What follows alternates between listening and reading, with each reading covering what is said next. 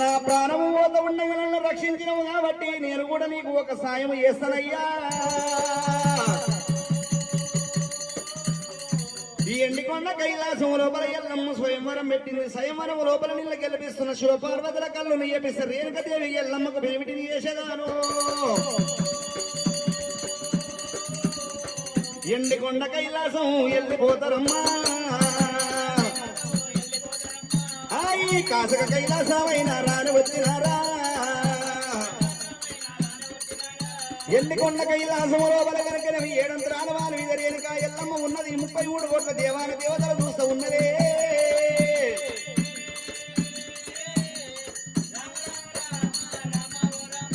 శివదగ్ని ముని రాజు అటువంటి ఎండికొండ కైలాసం దేవతల మధ్యలోకి వచ్చేసిండు.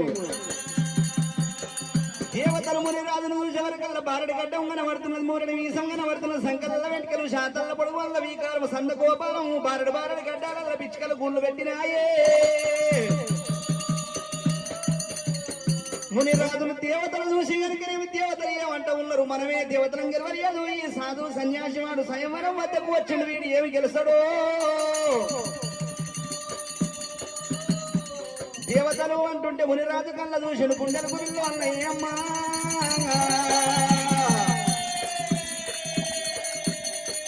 ఇంతమంది దేవతలు గెలవని స్వయంవరం లోపల నేను ఏమి గెలుస్తానో. నా ఇజ్జతి మానయింది ఎకే తీరువో.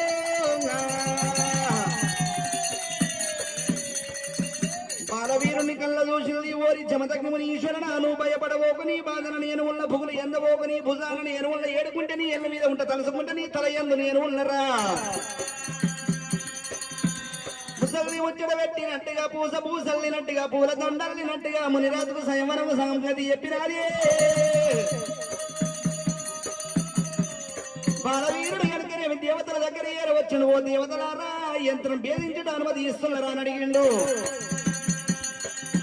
ఇక దేవతల దగ్గర సెలవు తీసుకున్నాడు.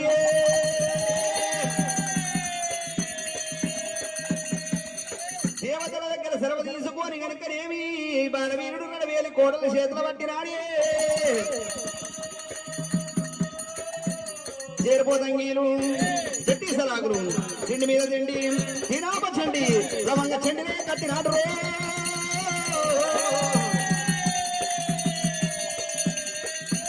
స్వయంవరం లోపల బాలవీరుడే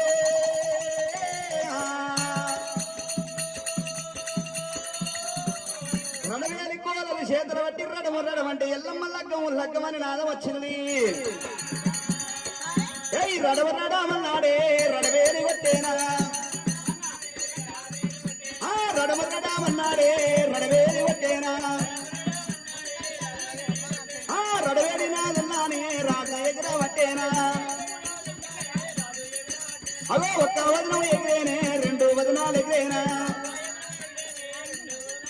అగో జగన్నానే దగ్గర బాలుడు రానే వచ్చేనా. అవరా 33 ఉన్నది పాక సెల్ల చుట్టేనా. గనగన గడ్డాలు గంటలన్న కొట్టేనా. ఆవు కడుపు లోపల బాలుడు దుంకా పట్టేనా. ఆవు కడుపు లోపల బాలవీరుడు దుంకిండు. నీళ్ళ డొక్కల ఈత కొట్టిన ఆవు కడుపులకెళ్ళి బయట వాడు దుంకినాడే.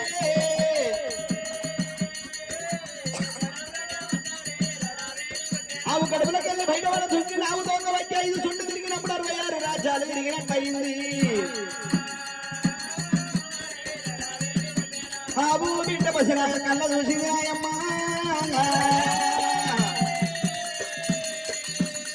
ఆవు బిడ్డ పసిన కళ్ళ చూసినది. పాలు ఉడిచేవారి కళ్ళ చిలవల బండి పురుగు వచ్చేసినది. ఇదే కలికి చెంగల్ని చామంతి పుష్పం అని చెప్పింది. కామదేనో ప్రపంచం మీద ఎక్కడ దొరకది. ఆవు పళ్ళకు పూజ కట్టి 1,000,000 లింగాలకు పూజ కట్టినట్టు అవుతున్నది. పసిబిడ్డని పాల పురుగు తీసుకొని బాలవీరుడు ఆవు పళ్ళకు పూజ కడతా ఉన్నాడే. రామన్న రామ